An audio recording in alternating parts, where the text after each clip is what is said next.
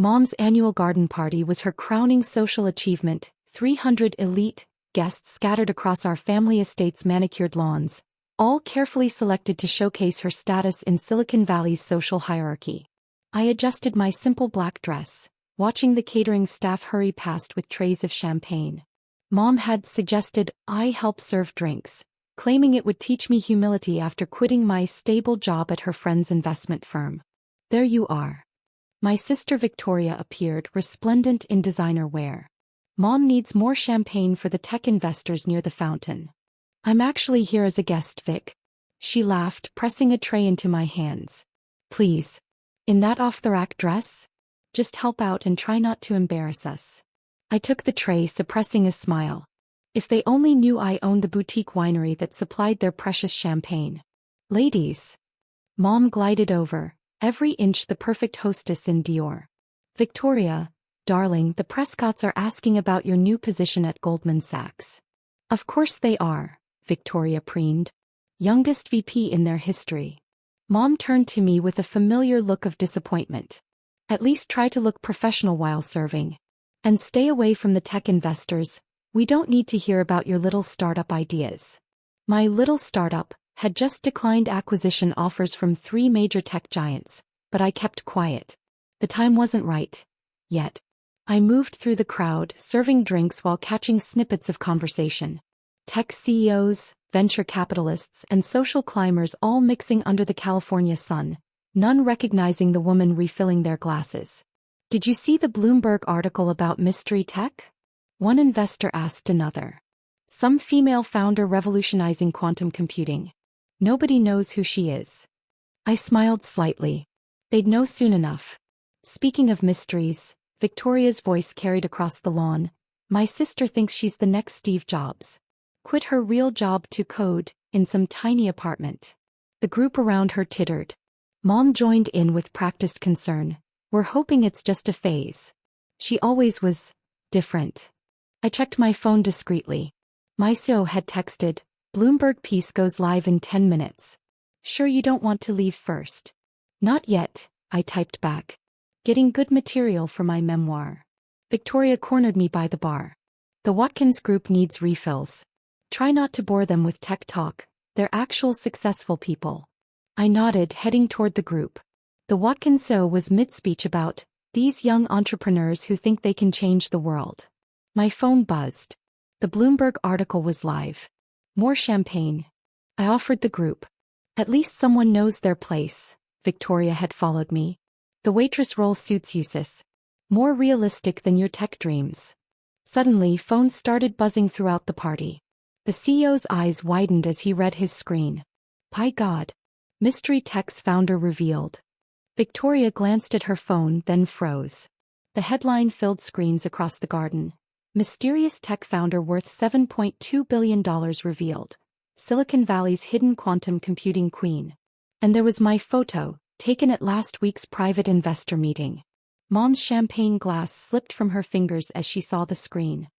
That's your waitress. I set down my tray. Party's over. The garden fell silent as recognition spread. The voice stammered, You're her? The quantum computing breakthrough. The one your company tried to buy last week for $3 billion? I smiled. Yes. I declined, remember? Victoria's phone clattered to the ground. The article's details were still scrolling. Revolutionary quantum encryption. Youngest self-made female billionaire. Rejected multiple acquisition offers. But you live in that small apartment. Mom whispered. Actually, I straightened my off-the-rack dress, custom Chanel unlabeled. I own the building. And this estate's mortgage. The sound of helicopter blades cut through the silence. Right on schedule. That's my ride, I said, checking my watch. The NYSE opening bell waits for no one. We're going public tomorrow. As the helicopter descended onto the lawn, scattering rose petals and socialites alike, I turned to my stunned family. Thanks for the character-building experience. It'll make a great opening chapter. Victoria found her voice. Chapter of what? My memoir, I smiled, walking toward the helicopter. I'm thinking of calling it, The Waitress Worth Billions. The party dissolved into chaos behind me, guests scrambling to call their brokers, Mom having an existential crisis by the fountain, and Victoria staring at her Goldman Sachs business cards like they'd betrayed her. Sometimes the best revenge is served with champagne. The helicopter door opened, revealing my executive team. Time to show Silicon Valley what the waitress could really do. The garden party dissolved into barely controlled chaos as I walked toward the helicopter. Behind me, I could hear Mom's carefully cultivated social order crumbling. My God, the Watkinso was frantically dialing his phone. We turned down a partnership with her company last month. Victoria chased after me, stumbling in her Louboutins. Wait, you can't just. This has to be some kind of mistake. I paused, turning slowly. A mistake? Like when you told the Morgans I was playing pretend entrepreneur last week. More phones buzzed. The business alerts were cascading now. Mystery tech IPO set to be largest of decade. Quantum computing breakthrough revolutionizes cybersecurity. Mitchell Industries valued at $15.4 billion p. Mom pushed through the crowd, her perfect hostess mask cracking. Darling, why didn't you tell us? We're family. Family. I raised an eyebrow. Like when you told me to stop embarrassing the family name with my computer hobby? The helicopter's blades whirred overhead as my CFO stepped out, carrying a tablet. Ms. Mitchell, we need your signature on the final IPO documents. Victoria's eyes widened at the respect in his tone. Gone was any trace of the waitress they'd mocked minutes ago. Of course, I took the tablet. How's the pre-market interest? Oversubscribed by 300%. Morgan Stanley's called 4 times in the last hour. A commotion near the fountain drew everyone's attention. The Prescotts, Mom's precious Goldman Sachs connections, were hurriedly approaching. Ms. Mitchell, Mr. Prescott called out, straightening his tie. About that proposal we rejected last quarter. The one you called amateur hour? I smiled. I believe you sent that rejection to my sister, actually, since she's your VP. Victoria blanched. She'd been the one to deliver that rejection, adding her own condescending note. More party guests were pressing forward now, business cards appearing like magic. The same people who'd handed me empty champagne glasses minutes ago were suddenly desperate to make connections. Mom tried again, her voice trembling. Sweetheart, let's discuss this inside. As a family. Actually, I signed the IPO documents with a flourish. We're having an emergency board meeting in an hour. Time zones, Tokyo Exchange opens soon. Board meeting. Victoria's voice cracked. You have a board? As if on cue, 3 more helicopters appeared on the horizon. My executive team had impeccable timing. That would be them now, I nodded.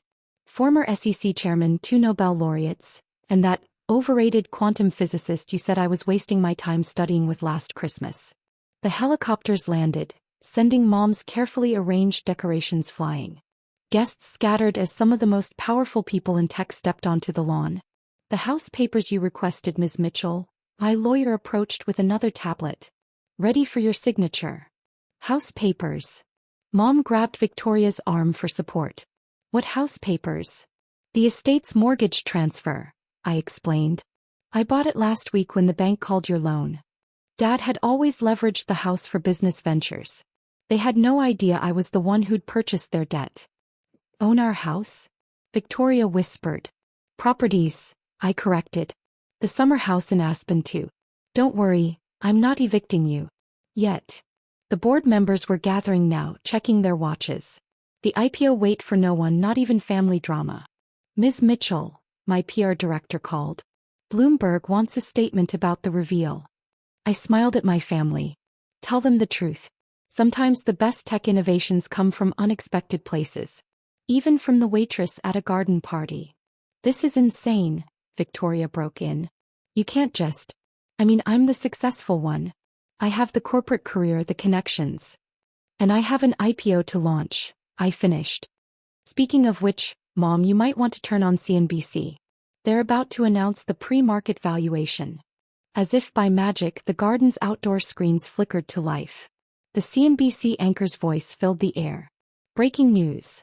Mystery tech now revealed as Mitchell Industries, set to IPO at a staggering $18.2 billion valuation. Sources say founder Sophia Mitchell, previously unknown in tech circles, is poised to become one of the youngest self-made billionaires in history. Mom sank into a nearby chair. 18 billion.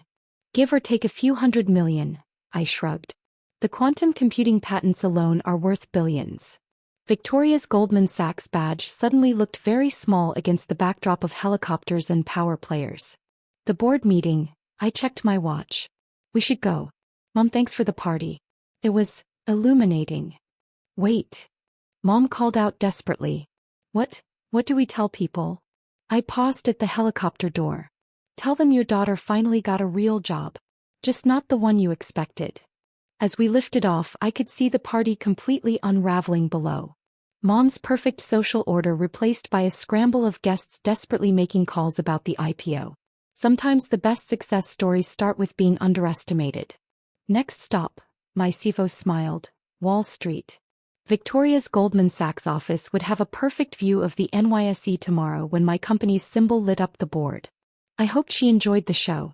The next morning I stood on the NYSE podium, surrounded by cameras and the deafening roar of traders. The opening bell waited for my signal, but first I glanced at the private viewing gallery. Mom, Dad, and Victoria sat there, still shell-shocked from yesterday's revelation. They'd received a midnight invitation hand-delivered by my corporate security team to witness the IPO launch. After all, family should be present for historic moments. 30 seconds to bell, my CFO whispered. Victoria clutched her Goldman Sachs portfolio, now filled with desperate client requests to get in on the IPO. The same clients who'd dismissed my amateur proposals months ago. 10 seconds. Mom had changed outfits 3 times this morning, trying to look appropriate for the financial press. Her social circle was exploding with the news that her wayward daughter was about to become one of the world's wealthiest women. 5 seconds. I caught Victoria's eye and smiled slightly. Her latest Goldman Sachs achievement, the one Mom had bragged about all summer, would barely make the bank's internal newsletter. Meanwhile, my face was on every financial channel globally. The bell rang. The trading floor erupted as Mitchell Industries, ticker MEIC, began its first public trades. The opening price flashed across the massive screens, $250 per share, already up 40% from the IPO price. Mitchell Industries opens at $22.4 billion market cap. CNBC's anchor announced. The largest tech IPO of the decade. My phone buzzed, texts flooding in from last night's party guests, desperately trying to connect. The same people who'd handed me empty glasses were now begging for meetings. Victoria's phone rang. From her expression, it was Goldman Sachs management, probably asking about her connection to the mysterious Mitchell Industries founder. Ms. Mitchell, a reporter called out. How does it feel to become the youngest female tech founder on the NYSE? I stepped to the microphone. It feels like validation. Success isn't about where you start. Sometimes it's about letting people underestimate you while you build something revolutionary. Mom flinched. She recognized her own dismissive words thrown back at her. Your family must be proud, another reporter pressed. Were they early investors? Actually, I smiled. They're learning about the company's success along with everyone else. Sometimes the best surprises come from the people you least expect, even from the woman serving drinks at your party. The trading floor laughed. The story of yesterday's garden party revelation had already become Wall Street legend. As the morning progressed, the stock kept climbing. Victoria watched helplessly as my net worth surpassed her entire bank's management team combined. During a brief break, Mom approached cautiously. Darling, about all those things we said. The time for apologies was before the Bloomberg article. I cut in smoothly. Now it's time for business. Speaking of which. I nodded to my lawyer who handed them each a folder. What's this? Dad asked, opening his. Your new reality, I explained. The estate's maintenance costs, staff contracts, and social club memberships are now under Mitchell Industries' corporate structure.